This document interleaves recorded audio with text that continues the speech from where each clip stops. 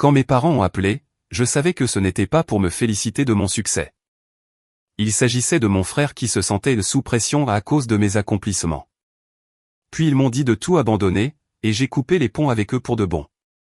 J'avais l'habitude de penser que si je travaillais assez dur, que je restais discret, que je montais les échelons un par un pendant que d'autres prenaient des raccourcis ou vivaient d'aide, je serais enfin libre. Libre du jugement, de la culpabilisation, des comparaisons incessantes.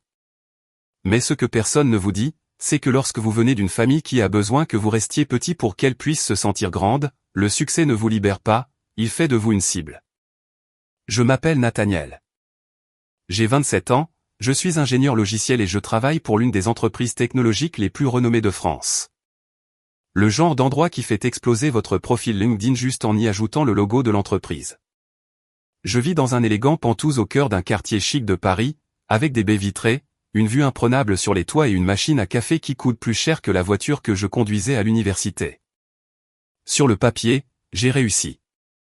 Mais en coulisses, une toute autre histoire se prépare. Le genre d'histoire que vous ne croiriez pas si vous ne l'aviez pas vécue. Et malheureusement, je l'ai vécue. Je n'ai pas grandi dans le luxe. On ne m'a rien donné. Mes parents n'étaient pas cruels. Exactement. Juste conditionnel. Tout était une transaction. L'amour, l'attention, la fierté. Il fallait les mériter. Et même alors, ça venait avec des conditions. Mon jeune frère, Benoît, n'a jamais eu à s'inquiéter de ça. C'était l'enfant chéri. Il pouvait rater ses cours, se faire arrêter 2 fois pour du vandalisme mineur, et on lui répondait toujours, il est juste en train de se trouver. Moi, un devoir non rendu en 4e, et j'avais droit au traitement du silence pendant une semaine. Quand j'ai dit à mes parents que je voulais aller à l'université dans une autre région, ils ont ri. Pas un petit rire, un vrai rire gras, comme si je venais de dire que je voulais être astronaute à 18 ans. Tu crois qu'on va contracter des prêts pour ça? Sois sérieux, Nathaniel. Alors, je suis devenu sérieux. J'ai eu 2 petits boulots à temps partiel pendant mes études secondaires. J'ai économisé chaque euro. À l'université, je travaillais en moyenne 70 à 80 heures par semaine entre les cours, le tutorat, la livraison de repas et les gardes de nuit à un poste de sécurité où je codais sur un ordinateur portable usé tout en regardant des images de vidéosurveillance granuleuse. Je vivais de pilules de caféine et de burgers à prix mini. Je ne faisais pas la fête. Je n'avais pas de rendez-vous. Je dormais à peine. Mais j'ai obtenu mon diplôme en étant major de ma promotion, j'ai développé quelques projets annexes qui sont devenus semi-viraux sur J-Hub, et j'ai décroché un stage dans une entreprise qui a finalement mené à mon poste actuel. Je n'ai jamais pris un centime d'euro de mes parents et je ne le leur ai jamais reproché. Ou du moins, je me le suis dit. Benoît, pendant ce temps, a changé de filière plusieurs fois pendant 6 ans et a abandonné 2 fois ses études. Il n'a jamais eu de vrai travail, juste des petits boulots que mon père lui trouvait par l'intermédiaire de ses amis. Mes parents n'arrêtaient pas de lui dire de trouver sa passion, comme si c'était une excuse valable pour vivoter jusqu'à la vingtaine. Quand il s'est finalement lancé dans la photographie, ils l'ont pratiquement financé. Un nouvel appareil photo, un studio, et ils ont même couvert son loyer pendant 1 an pour l'aider à démarrer. Je me souviens être rentré à la maison pour Noël une fois pendant cette période et avoir vu le nouvel appartement de Benoît. Il avait des murs en briques apparentes, une immense toile de Paris imprimée et un bar à expresso. À l'époque, je dormais sur un futon taché au-dessus d'un bruyant restaurant de tacos. Et quand j'ai fait un commentaire sur la beauté de l'endroit, ma mère a juste dit, eh bien, il poursuit son rêve, Nathaniel, c'est difficile aussi. Je n'ai pas discuté. J'ai juste souri à ma dinde et je suis retourné à mon travail acharné. Il y a quelques mois, après des années de privation et d'économie, d'investissement intelligent et quelques coups de chance avec des options d'achat d'actions, j'ai fait le plus gros achat de ma vie. Un appartement terrasse moderne en plein cœur de la ville. C'était tout ce dont j'avais rêvé pendant ces nuits d'université où j'étais fauché, des lignes épurées, des vues panoramiques, de hauts plafonds, et le meilleur de tout, un silence complet. Personne qui crie, pas de culpabilisation, pas de bruit constant des voisins du dessus. Juste moi, mon travail, et le son de la machine à expresso qui ronronnait en arrière-plan. Je ne l'ai même pas publié sur les réseaux sociaux. Je n'essayais pas de me montrer. Je n'en ai parlé qu'à peut-être 4 personnes, mon meilleur ami, mon mentor, et oui, ma famille, je n'allais pas le cacher. Je me suis dit que peut-être, pour une fois, il serait fier. La réaction de mon père a été tiède, au mieux. Il m'a demandé combien j'avais mis d'apport, quel était le taux d'intérêt, et si j'avais envisagé d'acheter quelque chose de moins ostentatoire. Ma mère a juste fixé les photos que je lui montrais, puis a dit « Waouh, ça doit être sympa. » Et Benoît? Il n'a rien dit. Il a juste fait défiler les photos, posé son téléphone et marmonné quelque chose à propos de devoir retourner à son montage. J'ai ignoré ça. Je me suis dit qu'ils étaient juste surpris. Peut-être qu'ils ne savaient pas comment exprimer leur enthousiasme. Peut-être qu'ils se sentaient dépassés. Ce n'est que 2 semaines plus tard que j'ai reçu l'appel. « Nathaniel », a dit ma mère, sa voix étrangement formelle. « Nous aimerions organiser un dîner de famille, juste nous. » Dimanche soir? J'ai demandé si tout allait bien. Elle a dit que c'était juste une conversation. Rien de grave. Au moment où je suis entré dans leur maison ce dimanche-là, la même maison où j'ai grandi avec le même escalier qui craque et les bougies parfumées au citron, j'ai ressenti cette tension, comme si j'étais convoqué, non invité. Mes parents étaient déjà assis à table, tous deux l'air inhabituellement sérieux. Benoît était appuyé contre le comptoir de la cuisine, les bras croisés, la mâchoire serrée. Nous voulions parler, a commencé mon père. Parce qu'il y a eu des blessures récemment. Mon estomac s'est noué. Ma mère a joint ses mains comme si elle menait une séance de thérapie. Nathaniel, nous sommes heureux pour toi. Vraiment. Mais nous avons remarqué que ton frère se sentait inadéquat, comme s'il ne pouvait pas être à la hauteur. Benoît ne m'a pas regardé. Il a fixé le sol et elle a continué, nous pensons que cela pourrait t'aider si tu réduisais un peu les choses. Au moins pour l'instant. J'ai cligné des yeux. Qu'est-ce que cela signifie? Mon père s'est raclé la gorge. Eh bien, cette situation avec le Penthouse, c'est un peu trop, tu ne penses pas? Tu n'as que 27 ans. Tu pourrais avoir un bel appartement, vivre raisonnablement, économiser davantage. Pas besoin d'être ostentatoire. Vous pensez que je devrais vendre ma maison?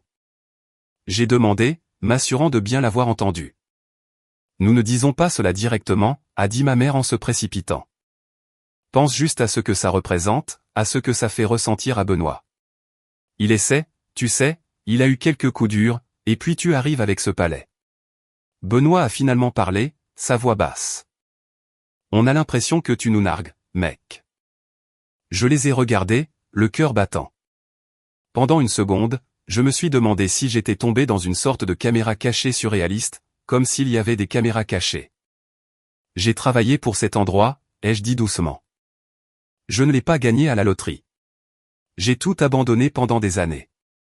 Et nous ne nions pas cela, a dit ma mère, les paumes levées, mais la famille, c'est une question d'équilibre, de se tenir en échec les uns les autres. Mon père a hoché la tête. C'est une question d'harmonie. Et en ce moment, la dynamique est faussée. Quelque chose s'est brisé en moi alors. Pas bruyamment, pas d'un coup, juste un petit déclic interne, comme un fil trop tendu depuis trop longtemps. Je me suis levé calmement et j'ai dit, merci pour le dîner. J'ai du travail demain matin. Je n'ai pas crié. Je n'ai pas juré. Je n'ai pas discuté. Je suis juste parti, monté dans ma voiture, rentré chez moi dans mon palais, et me suis assis en silence pendant 1 heure à contempler le paysage urbain que j'avais passé une décennie à poursuivre. J'aimerais pouvoir dire qu'après ce dîner de famille, celui où mes parents ont poliment suggéré que je vende ma maison parce que cela rendait mon frère inadéquat, les choses se sont calmées. Je pensais avoir clairement établi mes limites. Je pensais que partir discrètement enverrait un message, mais si quoi que ce soit, cela a aggravé les choses, comme si j'avais insulté une hiérarchie tacite en refusant de me rapetisser. Et au cours des semaines suivantes, la tension a monté d'une manière que je n'aurais pas pu prédire. Subtil au début, puis pas si subtil. Cela a commencé par les messages. Au début, ils étaient assez inoffensifs. Ma mère me transférait des liens vers des lofts abordables en centre-ville avec des notes comme « Vois, celui-ci est plus modeste, mais toujours mignon ». Ou ne serait-ce pas sympa d'avoir des voisins de ton âge? Je n'ai pas répondu. Puis sont venues les tentatives de culpabilisation. Benoît ne dort pas bien. Il n'arrête pas de se comparer à toi. Ça me brise le cœur. Ou mon préféré, le succès ne signifie rien s'il déchire une famille. J'ai aussi ignoré cela. C'est alors que les autres se sont mêlés. Ma tante m'a appelé à l'improviste, quelqu'un à qui je n'avais pas parlé depuis plus d'1 an. Elle a entamé un monologue faussement préoccupé sur la fierté que tout le monde avait de moi. Mais que je devrais peut-être considérer à quel point cela devait être difficile pour Benoît de vivre constamment dans mon ombre. Tu as toujours été le plus motivé, a-t-elle dit gentiment. Comme si j'avais thésaurisé l'ambition injustement. Peut-être devrais-tu te calmer un peu pour le bien de tous. Me calmer pour le bien de tous. Je lui ai demandé si elle serait prête à dire à Benoît de se calmer sur le parasitisme. Elle n'a pas aimé ça. Après cela, ma mère a essayé une approche différente. Elle m'a invité à déjeuner, juste nous deux. Pas de père, pas de Benoît. J'étais sceptique mais curieux. Je suis arrivé pour trouver la table dressée, les pâtes bouillant sur la cuisinière et ma mère avec son tablier complet et son sourire habituel. Elle a bavardé du temps, du chien d'un nouveau voisin, de ragots aléatoires jusqu'à ce qu'elle fasse glisser un dossier jaune sur la table. Qu'est-ce que c'est, ai-je demandé. Juste quelque chose à considérer. À l'intérieur se trouvaient des brochures, des centres de thérapie, plus précisément des services de conseil familial. Elle s'est assise en face de moi avec cette expression de pitié étudiée qui signifiait toujours qu'elle se croyait généreuse. Je pense que nous avons tous besoin de guérir, a-t-elle dit. Tu as été si en colère. J'ai ri, je n'ai pas pu m'en empêcher. J'ai été en colère? Tu es parti en coup de vent du dîner, Nathaniel, parce que vous m'avez demandé de vendre ma maison pour protéger l'ego de Benoît. Parce que nous essayons de t'aider à voir les choses sous un angle plus large. Ce déjeuner s'est terminé avec moi partant en plein milieu d'une bouchée. Après ça, les gants sont tombés. Benoît a commencé à venir chez moi sans y être invité. Il m'envoyait un message 5 minutes avant, ou pas du tout. La première fois, il a sonné à mon interphone, prétendant qu'il était en centre-ville pour un shooting et qu'il avait besoin d'utiliser mon appartement pour charger son équipement. J'ai dit non. Il a sonné encore et encore. Je l'ai ignoré. 20 minutes plus tard, j'ai vérifié la caméra de l'immeuble depuis mon téléphone. Il était toujours là, arpentant le hall, visiblement irrité. Le lendemain, j'ai reçu un message furieux de mon père. La famille, c'est être là les uns pour les autres, pas claquer les portes au nez des gens. J'ai répondu, la famille, c'est aussi des limites. Aucune réponse. La semaine suivante, Benoît est revenu, cette fois avec du café et des beignets, comme si c'était une visite impromptue. Je l'ai rencontré dans le hall avant qu'il ne puisse monter. Je pensais apporter le petit déjeuner, a-t-il dit en brandissant le sac. Je travaille. Tu travailles toujours parce que c'est comme ça que je suis arrivé ici. Il m'a fixé, puis a laissé tomber le sac sur le bureau d'accueil et est parti. Il n'a pas dit un mot de plus. Je n'ai pas mangé les beignets. Je n'ai plus eu de nouvelles de lui pendant un certain temps après ça. Juste un silence radio de toute la famille. Je mentirais si je disais que cela ne m'avait pas perturbé. J'ai essayé de me concentrer sur le travail, les longues heures, les projets annexes, la gestion d'équipe, mais le silence devenait parfois assourdissant. Cette petite voix qui chuchote, peut-être que tu es vraiment le problème. Peut-être aurais-tu pu gérer ça différemment. Puis vint la trahison. Cela s'est passé un samedi matin. J'étais encore au lit, faisant défiler mes emails, quand j'ai reçu un message de mon gérant d'immeuble. Bonjour Nathaniel, juste une petite note. Votre frère a déposé les tirages photographiques pour l'exposition du hall. Nous les installerons plus tard aujourd'hui. J'ai fixé le message, complètement confus. Mon immeuble exposait souvent des œuvres d'art locales dans le hall, photos, sculptures, peintures. J'avais même recommandé quelques amis de mes jours d'école d'art, mais je n'avais soumis personne récemment, et je n'avais certainement pas inscrit Benoît. J'ai répondu, pardon, qu'est-ce que le prince gérant Benoît a dit? Vous l'avez autorisé. Il a dit que vous vouliez soutenir son travail et que le hall serait parfait. Il avait déjà accès à l'ascenseur. Cela semblait légitime. J'ai sauté du lit, enfilé un jogging et dévalé les escaliers. Et ils étaient là. 4 immenses toiles photographiques appuyées contre le mur du hall, prêtes à être montées. Des portraits stylisés en noir et blanc, mélancoliques, dramatiques, tout à fait dans le style de Benoît. Mais ce qui m'a pris au dépourvu, ce sont les légendes en gras, dans une police élégante, sous chaque image, le succès ne se gagne pas toujours. Le privilège déguisé. Certaines personnes grimpent sur le dos des autres. Tous les pantous ne sont pas des foyers. Je me suis figé. Mes mains ont commencé à trembler. Quelques résidents déambulaient, jetant un coup d'œil aux impressions, murmurant des choses que je ne pouvais pas tout à fait entendre. L'une d'elles, une femme âgée du 14e étage, m'a même souri. « C'est puissant », a-t-elle dit. « Très brut. »« Qui est l'artiste ?» Je n'ai pas répondu. Je ne pouvais pas. Je suis allé directement au bureau du gérant et j'ai exigé qu'il soit retiré. Il a semblé déconcerté mais a obtempéré. Benoît n'a pas répondu à mes appels. Ni ce jour-là, ni le lendemain. Finalement, je suis allé chez mes parents, j'ai frappé à la porte, le cœur battant. Ma mère a ouvert comme si elle m'attendait. « Nous ne voulions pas te vexer », a-t-elle dit avant que je puisse parler. « Tu savais. » Elle. Le n'a pas répondu. Je l'ai dépassé pour entrer dans le salon où Benoît était assis sur le canapé, les pieds relevés, naviguant sur son téléphone. « Tu as falsifié ma signature », ai-je dit. « Tu as accédé à mon immeuble sous de faux prétextes. » C'était de l'art, a-t-il répondu d'un ton monocorde. Non, c'était une attaque. Il a finalement levé les yeux. Son visage était de marbre. Tu as clairement fait comprendre que tu ne te souciais pas de cette famille. Je ne faisais que te rendre l'appareil. J'étais sans voix. Non pas à cause des mots, mais à cause de la facilité avec laquelle il les a prononcés. Comme si cela s'était accumulé en lui pendant des années. Et maintenant qu'il avait trouvé un moyen de me blesser, il ne s'était jamais senti aussi vivant. Tu aurais pu demander de l'aide, Benoît. Il a ricané. Tu n'offres pas d'aide. Tu étales ce que tu as.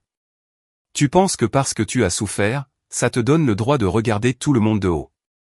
Je ne te regarde pas de haut, ai-je dit. Je ne le faisais pas, mais peut-être aurais-je dû. C'était la dernière chose que j'ai dite avant de partir. Je n'ai pas claqué la porte. Je n'ai pas crié, mais quelque chose avait changé en moi ce jour-là. Quelque chose de permanent. Je n'étais plus en colère. Je n'étais plus triste. J'en avais fini. Ou du moins, je le pensais, car 2 jours plus tard, j'ai reçu une lettre, une vraie lettre manuscrite de mon père. Et ce qu'il y avait à l'intérieur a fait que tout ce qui s'était passé avant ressemblait à un simple prologue. Si vous voulez savoir ce qu'il y avait dans cette lettre, je vous le dirai, mais préparez-vous. Cela change tout. La lettre est arrivée un mardi. Je me souviens car je venais de terminer un appel avec mon chef de projet et je me demandais si j'allais déjeuner ou passer directement à mes réunions de l'après-midi. Je n'attendais rien. Je recevais rarement du courrier physique à part des factures de services publics ou un dépliant immobilier occasionnel, mais celui-ci se démarquait. Une enveloppe couleur crème, du papier épais, mon nom manuscrit dans l'écriture carrée distincte de mon père, sans adresse de retour. Quelque chose à son sujet m'a serré l'estomac. Je me suis assis sur le bord du comptoir de la cuisine, j'ai ouvert l'enveloppe avec un couteau à beurre et j'ai déplié la lettre de 2 pages à l'intérieur. L'écriture était familière, régulière, mais chaque mot était comme un coup de poing. Non pas parce qu'il était cruel, j'aurais presque préféré qu'il le soit, mais parce qu'il était délibéré, froid, calculé, comme s'il avait répété chaque phrase dans sa tête avant de l'écrire, sachant exactement comment elle serait reçue. Il a commencé par quelque chose qui ressemblait à de l'empathie. Nathaniel, j'ai toujours admiré ta discipline, ta capacité à ignorer les distractions et à poursuivre tes objectifs. Ce n'est pas facile, et je suis fier de toi. Nous le sommes tous les deux. Mais il y a quelque chose de plus important que la réussite, l'équilibre, la famille. Puis il a changé de sujet. J'ai parlé avec ton frère. Il traverse une période difficile. Tes choix récents ont empiré les choses. Que ce soit intentionnel ou non, tu as créé une distance entre toi et cette famille. Ton ton, ton attitude, ton mode de vie. Ils envoient un message qui dit « Je suis meilleur ». Ce message a profondément blessé ton frère, et cela a forcé ta mère et moi à réévaluer la manière dont nous avançons en tant que famille. C'est alors qu'il a lâché la bombe. À partir de cette semaine, nous avons décidé de restructurer temporairement le trust familial. Le trust. Je ne savais même pas qu'il y avait un trust familial. Mes parents n'étaient en aucun cas riches, tout au plus de la classe moyenne, mais je savais que mon grand-père avait possédé des terres en Normandie qui avaient été transmises à sa mort. Des hectares de forêt non développés valant plus que la plupart des gens ne le réalisaient. J'avais toujours supposé qu'ils étaient gardés pour la retraite ou peut-être une future urgence familiale. Mon père n'en parlait jamais en détail. C'était l'un de ces sujets, on en parlera un jour, qui se perdait sous les conversations futiles et les matchs de football. Apparemment, ce jour était arrivé, mais sans moi. Il a poursuivi, nous avons désigné Benoît comme principal bénéficiaire pour les 5 prochaines années. Il ne s'agit pas de favoritisme, il s'agit de besoin. Nous espérons que tu comprendras que ce n'est pas une punition. C'est une protection pour la famille. Si tu es prêt à faire des concessions, cela peut changer. Mais si tu continues sur ta voie actuelle, tu pourrais nous forcer la main à long terme. La porte est toujours ouverte, mais la fenêtre d'opportunité l'est aussi. J'ai lu la lettre 2 fois, 3 fois. Chaque fois, elle avait moins de sens et me faisait plus mal. Il ne s'agissait pas d'argent. Pas vraiment. Il s'agissait d'être rayé, symboliquement et littéralement. Toute ma vie, j'avais essayé de respecter les règles. Travailler dur, être responsable, rester humble. Je n'avais rien demandé, pas une seule fois. Et maintenant, la seule fois où quelque chose était disponible, je n'étais pas seulement ignoré. J'étais menacé. Je me suis assis dans mon appartement. La ville s'étendait en dessous de moi et je me sentais complètement vide. Au cours des semaines suivantes, j'ai sombré. Pas de façon dramatique, pas de la manière dont les gens l'imaginent quand ils pensent au fond du gouffre. Je me réveillais toujours, me connectais au travail, répondais aux emails, assistais aux réunions, mais j'étais déconnecté. Ma concentration s'était évaporée. Les délais arrivaient plus vite que d'habitude. J'ai arrêté de faire du sport, de cuisiner, j'ai commencé à commander des plats à emporter tous les soirs. Je laissais la vaisselle dans l'évier. J'ai manqué le dîner d'anniversaire d'un ami et j'ai oublié de rappeler un autre qui avait laissé un message vocal disant qu'il s'inquiétait pour moi. J'ai ignoré mon mentor. Je n'ai même pas réalisé à quel point j'avais sombré jusqu'à ce que ma responsable me prenne à part lors d'un appel Zoom. Nathaniel, a-t-elle dit doucement. Ce n'est pas ton genre. J'ai voulu mentir pour dire que j'allais bien, mais j'ai juste dit, je sais. Elle m'a donné une semaine de congé, sans poser de questions. J'ai pensé l'utiliser pour faire un voyage, m'échapper quelque part, me ressourcer. Mais la vérité, c'est que je n'avais pas l'énergie. Alors, je suis resté à la maison, j'ai fait la grasse matinée, j'ai regardé en boucle de vieilles séries de science-fiction et j'ai fixé mon téléphone plus que je ne voudrais l'admettre. Une nuit, vers 2 heures du matin, je faisais défiler un vieil album photo sur mon téléphone. Des photos de l'université, principalement des clichés granuleuses de mon premier appartement, des captures d'écran de mes premiers projets de code, des selfies avec des amis à qui je parlais à peine maintenant. Et puis j'ai trouvé une vidéo que je ne me souvenais pas avoir prise. C'était moi, à 21 ans, assis sur le toit de ma résidence universitaire. Je parlais à la caméra, à moitié en plaisantant, à moitié sérieusement. Simon, moi futur, vois ça un jour, félicitations. Tu as réussi. J'espère que tu as une vraie machine à café et pas ce truc instantané. Mais sérieusement, n'oublie pas ce que ça faisait de vouloir ça si fort, de travailler si dur. Tu dois quelque chose à ce gamin. Je l'ai regardé 2 fois. Puis encore. Je ne sais pas pourquoi, mais quelque chose dans cette version de moi, affamée, fatiguée, pleine d'espoir, m'a frappé plus fort que tout ce que mes parents avaient dit. Je ne le reconnaissais pas complètement, mais je me souvenais du sentiment, du feu. Je suis resté éveillé toute la nuit après ça, sans pleurer, sans comploter de vengeance, juste en réfléchissant. Le lendemain matin, je me suis réveillé et j'ai nettoyé tout mon appartement de fond en comble. J'ai jeté tous les déchets de plats à emporter, fait la vaisselle, lavé le linge, fait mon lit comme je ne l'avais pas fait depuis des semaines. Puis je me suis assis à mon bureau, j'ai ouvert un document vierge et j'ai commencé à écrire quelque chose que je n'avais pas écrit depuis des années. Un concept de produit, pas pour le travail, pas pour quelqu'un d'autre, juste pour moi. C'était une idée que j'avais eue il y a longtemps. Un outil pour les freelances afin de suivre les revenus, les dépenses et les contrats dans un tableau de bord clair. Je l'avais mis de côté au début de ma carrière dans l'entreprise, pensant que je n'avais pas le temps. Mais maintenant, j'avais besoin de quelque chose qui me ressemble à nouveau. quelque chose qui me rappelle qui j'étais avant de laisser leur voix entrer dans ma tête. J'ai construit un prototype en 2 semaines. Rien d'extraordinaire, juste une interface minimale et une logique de backend. Mais ça marchait. Et plus important encore, ça me donnait un but. Je n'en ai parlé à personne. J'ai continué à y travailler le soir, reconstruisant lentement mon emploi du temps. J'ai repris mon journal, la préparation de mes repas, l'exercice physique. J'ai recommencé à participer aux réunions d'équipe avec de réelles contributions. Ma responsable l'a remarqué, ainsi que quelques collègues. Ils ont recommencé à me confier des tâches plus importantes, des problèmes plus difficiles. Je les ai résolus tranquillement, régulièrement, et pour la première fois depuis longtemps, je n'avais pas l'impression de chercher l'approbation. Je n'essayais d'impressionner personne. Je vivais, tout simplement. 1 mois passa, puis 2, j'ai arrêté de consulter les réseaux sociaux de Benoît. J'ai mis en sourdine le chat de groupe familial. Je me suis dit que je me réengagerais quand je serais prêt, quand j'en aurais envie, et pas une seconde avant. Un jour, je suis rentré chez moi et j'ai trouvé une note scotchée à ma porte. On peut parler B? Pas d'enveloppe, pas de message, juste 3 mots. Je l'ai fixée longtemps. Mon premier instinct a été de la déchirer, de la brûler. Mais je ne l'ai pas fait. Je l'ai prise, l'ai posée sur le comptoir et l'ai laissée là. Je ne l'ai pas appelée.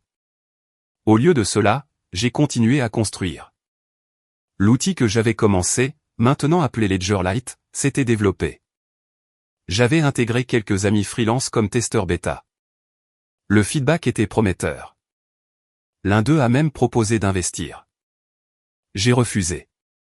Je n'étais pas encore prêt pour ça, mais ça a allumé une étincelle. J'ai commencé à planifier un lancement discret, j'ai acheté un nom de domaine, engagé un designer pour nettoyer l'interface utilisateur, construit une page d'atterrissage légère, et un matin, alors que j'examinais les métriques, j'ai réalisé quelque chose. Je n'avais pas pensé au trust, à la trahison, à la lettre depuis des semaines, non pas parce que j'avais guéri, mais parce que j'avais déplacé mon attention. Ils n'avaient pas gagné. Ils avaient essayé de me déstabiliser. Et pendant un certain temps, ils y sont parvenus. Mais j'ai trouvé quelque chose qu'ils ne s'attendaient jamais à ce que je trouve. Moi-même. La version de moi qui n'était pas définie par leur approbation ou leur culpabilité. La version qui n'avait pas besoin de validation de parents qui ne m'aimaient que sous condition ou d'un frère qui en voulait à mon existence. Cette version-là, elle ne faisait que commencer. Mais alors, juste au moment où je pensais avoir enfin pris assez de distance, quelque chose s'est produit qui m'a ramené dans le feu. Un message vocal de ma mère. Des divagations larmoyantes et essoufflées. Je ne savais pas qu'ils allaient faire ça.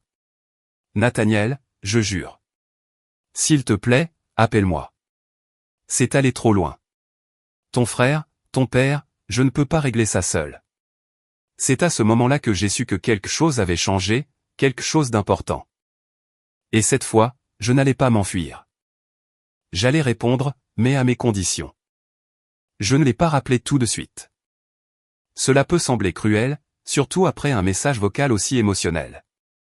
Mais il faut comprendre que ma mère est une maîtresse du ton. Elle sait exactement quand utiliser la chaleur et quand jouer la victime. J'ai grandi en la regardant manier cela comme un scalpel.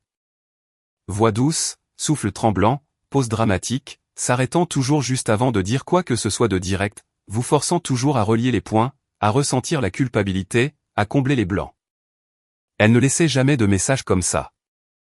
Et elle n'a surtout jamais admis qu'elle ne pouvait pas arranger quelque chose. C'était le premier indice que quoi qu'il se soit passé, ce n'était pas juste une dispute ou une autre série de « pense à ton frère ».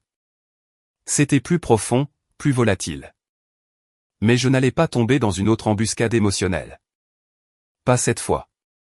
J'avais trop travaillé pour retrouver ma paix et me souvenir de qui j'étais sans le bruit. Alors, j'ai fait quelque chose que je n'aurais jamais fait il y a 6 mois. Je n'ai pas réagi. J'ai élaboré une stratégie. D'abord, j'ai sauvegardé le message vocal, j'en ai téléchargé une copie. Je ne savais même pas si j'en aurais besoin, mais mon instinct me disait que ça allait se compliquer. Ensuite, j'ai envoyé un message rapide à quelqu'un à qui je n'avais pas parlé depuis longtemps. Cette personne était Jem, une amie d'enfance qui avait grandi à quelques rues de là. Nous avions perdu contact après le lycée, nous nous étions brièvement reconnectés à l'université, puis nous nous étions de nouveau éloignés. Mais Jem connaissait ma famille, elle avait vu les dynamiques, entendu les disputes, elle était là la nuit où mon père avait fait mentir Benoît à propos de la porte de garage cassée, puis m'avait puni quand j'avais essayé de corriger l'histoire. Jem avait toujours appelé un chat un chat. 2 jours plus tard, nous nous sommes retrouvés dans ce petit café de la rue Saint-Honoré. Lumière tamisée, bonne pâtisserie, jazz discret en arrière-plan. Je ne m'étais même pas assis qu'elle m'a lancé un regard et a dit « Bon, qu'est-ce qui s'est passé maintenant ?» Je lui ai tout raconté, de la culpabilisation pour le Penthouse à la fausse exposition d'art, la trahison du trust, les conséquences, et enfin le message vocal. Elle a écouté tout du long sans m'interrompre, sirotant son café, les yeux vifs.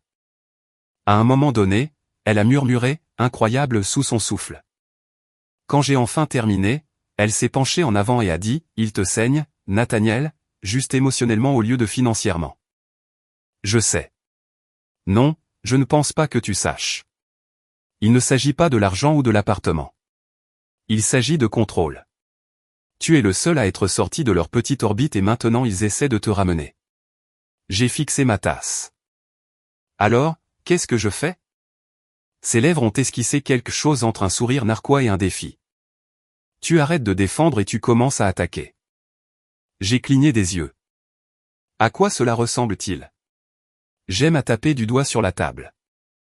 Tu as dit qu'il y a un trust. Tu en as été exclu. Benoît a été désigné bénéficiaire unique temporairement pour 5 ans. Est-ce que ça doit être 5 ans? J'ai froncé les sourcils. Mon père avait fait en sorte que la décision paraisse définitive. J'aime à hausser un sourcil. Ça ne veut pas dire que c'est légal. C'est alors que la première pièce du plan s'est mise en place. Je ne connaissais pas les détails du trust quand il a été mis en place, comment il était structuré, quels droits j'avais, mais s'il y avait un document, il y avait des lois sur la façon dont il pouvait être modifié, surtout s'il s'agissait des terres de mon grand-père. Cela le rendait générationnel, potentiellement irrévocable. Alors, j'ai passé un autre appel, cette fois à un avocat, pas n'importe quel avocat, un ancien mentor à moi qui était passé du droit logiciel au contentieux successoral quelques années auparavant. Je n'ai pas eu besoin de lui dire grand-chose, juste assez pour qu'il accepte d'examiner tous les documents que je pourrais obtenir. Vous ne déposez rien encore, a-t-il averti. Nous ne faisons que recueillir des informations. Soyez intelligents. Intelligents. Cela signifiait ne pas faire irruption chez mes parents pour exiger des réponses. Cela signifiait les appâter doucement. Alors, j'ai envoyé un message à mon père. Court, calme, presque passif. Salut, j'ai eu le message vocal de maman. J'espère que tout va bien. Envie de se voir ce week-end? Peut-être pour mettre les choses au clair. Il a répondu en moins de 5 minutes. Content d'avoir de tes nouvelles. Dimanche après-midi, ça marche. Parfait. Cela semblait trop facile, ce qui me rendait encore plus méfiant. Quand je suis arrivé ce dimanche-là, ma mère avait l'air pâle et nerveuse. Elle a ouvert la porte et m'a serré dans ses bras avant que je ne puisse l'arrêter. Merci d'être venu, a-t-elle murmuré. Mon père était assis dans le salon, les bras croisés, l'expression illisible. Benoît n'était pas là. Cela seul me disait que quelque chose n'allait pas. Il était toujours au centre de ces petits drames. Nous avons fait la conversation. Thé et biscuits, la météo. Puis j'ai demandé nonchalamment, alors, qu'est-ce qui se passe? Ils ont échangé un regard. Mon père s'est raclé la gorge. Ton frère traverse une mauvaise passe. J'ai attendu. Il a contracté un prêt commercial l'année dernière. Il a continué à agrandir le studio, à acheter du matériel, à louer un 2e local. C'était une nouvelle pour moi. Il a pris du retard sur les paiements, a manqué des délais. Des problèmes juridiques sont en cours. Quel genre de problèmes juridiques? Ma mère a tressailli. Il a fait défaut. Le prêteur menace de saisir ses biens. Je me suis reculé. Et cela m'affecte en quoi? Plus de regard. Mon père l'a finalement dit. Il a utilisé une partie du trust comme garantie. Mon estomac s'est noué. J'ai cligné des yeux. Il? Quoi? Ma mère est intervenue. Ce n'était pas la parcelle principale, juste une petite partie, quelques hectares. Il pensait pouvoir faire un profit rapidement. Quelle partie, ai-je demandé sèchement. La Crétaie, a murmuré mon père. C'était la portion la plus constructible. Celle avec l'accès routier. Je ne savais même pas qu'il avait accès pour faire ça, ai-je dit. Il n'aurait pas dû, a dit rapidement ma mère. Mais ton père, nous pensions que cela l'aiderait à se stabiliser. Laissez-moi deviner, ai-je dit, me penchant en avant. Les documents n'étaient pas en ordre. Maintenant, tout le trust est en cours de révision. Aucun d'eux n'a parlé. Je me suis levé, j'ai marché jusqu'à la fenêtre, j'ai respiré, puis je me suis retourné. Je veux voir les documents. Tous, le trust original, les avenants, les transferts. Mon père s'est raidi. C'est privé. Pas si cela affecte mon héritage légal. Pas si les actions de Benoît le mettent en péril. Vous pouvez me laisser l'examiner avec un avocat ou je le ferai sous contrainte. Votre choix. C'était la première fois que je voyais mon père vraiment en colère. Pas en criant, pas en frappant du poing, mais cette fureur sourde et bouillonnante qui émanait de quelqu'un habitué à détenir le pouvoir et réalisant soudain qu'il ne l'avait plus. Tu as changé, a-t-il dit froidement. Non, ai-je répondu. J'ai juste arrêté de m'excuser. Je suis parti sans embrassade, sans au revoir, sans snacks enveloppés dans du papier aluminium comme autrefois. 3 jours plus tard, mon avocat avait des copies numérisées du trust et de toutes ses modifications. Et bien sûr, mon nom avait été discrètement retiré par le biais d'un document qui, selon lui, ne résisterait pas à un examen minutieux. Le trust avait été créé par mon grand-père avec une clause spécifique, aucune modification ne pouvait être faite à moins que tous les bénéficiaires désignés n'acceptent par écrit. Je n'avais jamais rien signé. Ma signature était introuvable, ce qui signifiait que la restructuration de 5 ans était non seulement illégitime, mais qu'elle constituait une base pour une annulation complète, voire une action en justice. Jem fut la première personne à qui je l'ai dit. Nous nous sommes retrouvés au café et quand j'ai exposé les faits, son sourire s'est élargi à chaque détail. Alors, quoi maintenant, a-t-elle demandé.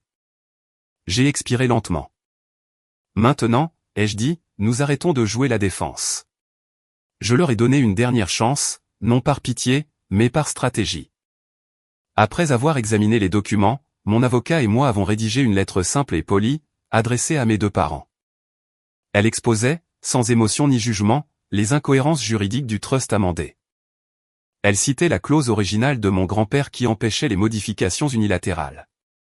Elle soulignait l'absence de ma signature. Elle se terminait par une demande claire et non conflictuelle, nous demandons respectueusement l'annulation immédiate des modifications non autorisées, y compris le retrait de Nathaniel Caron en tant que bénéficiaire.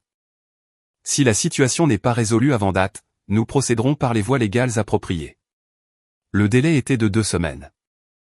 Je n'ai rien entendu pendant 13 jours. Pas de message, pas d'appel, pas de coup à ma porte, juste un silence comme celui qui précède une tempête. Le 14e jour, j'ai reçu un email. Il venait de mon père. Pas de salutation, pas d'excuses, juste un PDF. Le trust a été modifié et restauré à sa forme originale. L'autorité de Benoît a été révoquée. Vous êtes réintégré. Considérez cette affaire comme close. J'ai montré l'email à mon avocat. Il a souri. C'est fait. Vous avez gagné. Mais ce n'était pas la vengeance. C'était juste le coup de semonce. Parce que voilà le problème. Il pensait que l'affaire était réglée parce que les papiers étaient en ordre. Ce qu'ils ne réalisaient pas, c'est l'ampleur des dégâts qu'ils avaient déjà causés. Non pas à mes finances, mais à mon nom, à ma confiance, à ma réputation. Vous vous souvenez de l'exposition photo que Benoît a essayé d'installer dans le hall de mon immeuble? Celle où il s'est faufilé dans mon immeuble et a affiché des légendes calomnieuses comme « le privilège déguisé » et « tous les pantouzes ne sont pas des foyers ». Oui, moi non plus, je n'avais pas oublié. Et maintenant que la menace juridique était passée, j'avais la capacité et la motivation pour m'assurer que Benoît apprenne sa propre leçon. J'ai commencé petit. Un message direct à une gérante de galerie que je connaissais par l'intermédiaire d'un ami commun, quelqu'un que Benoît essayait de séduire depuis des mois. Je lui ai envoyé les photos du hall que Benoît avait essayé d'installer dans mon immeuble, accompagné d'un court message, je pensais que vous devriez voir le genre de travail qu'il essaie de faire passer sans consentement. Elle a répondu 2 heures plus tard, merci. Cela dépasse les bornes. Nous n'allons pas aller plus loin avec lui. Ensuite, je suis passé à son bail. Vous vous souvenez du deuxième studio qu'il avait loué pour son expansion?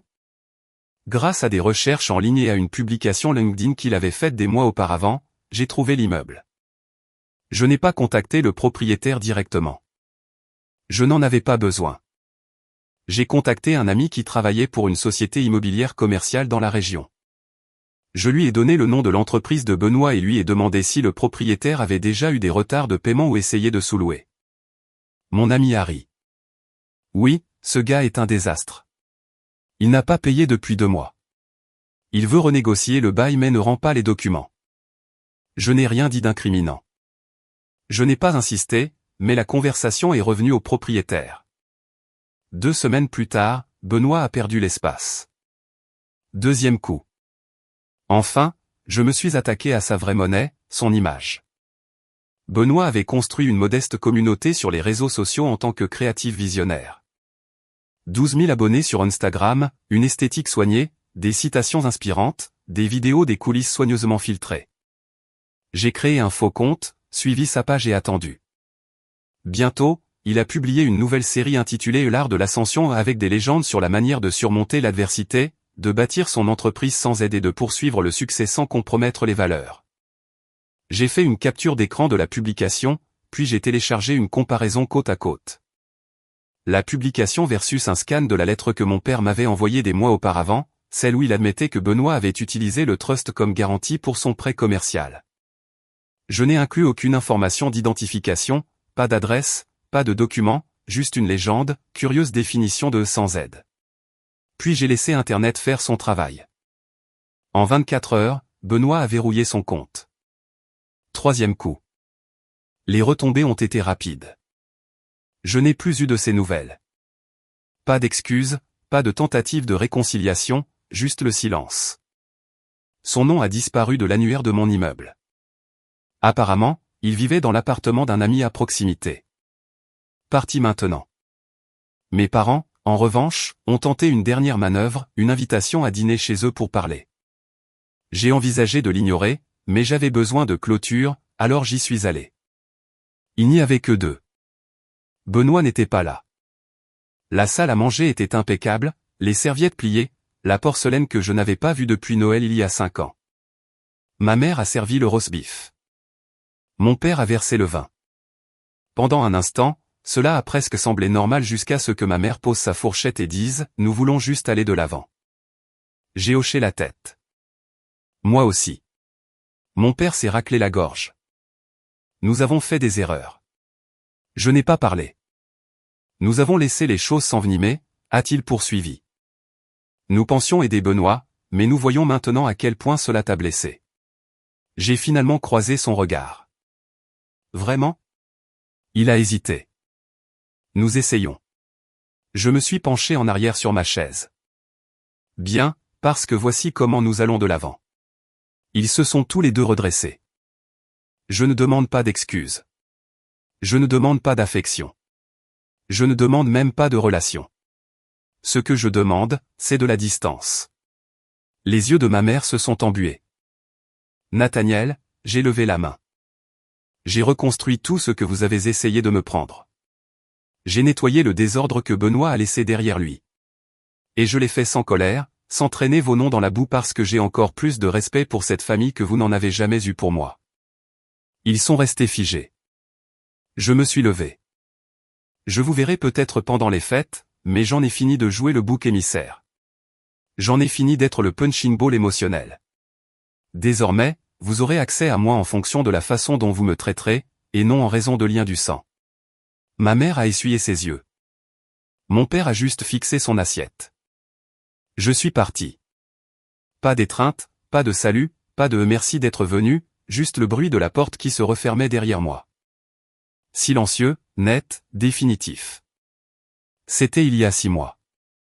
Depuis, ma vie est simple. Le travail est stable. Ledger Light a enregistré 3000 inscriptions le premier mois. J'ai embauché une petite équipe. Une croissance tranquille, sans ostentation, juste des résultats. Le Pantouse est toujours le mien. J'ai amélioré la machine à café. Mes parents n'ont pas appelé. Les réseaux sociaux de Benoît restent inactifs. On dit qu'il a déménagé dans une autre région. Parfois, les gens me demandent si je regrette quoi que ce soit, si c'était trop, si j'aurais aimé laisser tomber. Mais voici la vérité. Je n'ai pas brûlé le pont. Ce sont eux qui l'ont fait. J'ai juste veillé à ce qu'ils ne puissent pas le reconstruire avec des morceaux volés.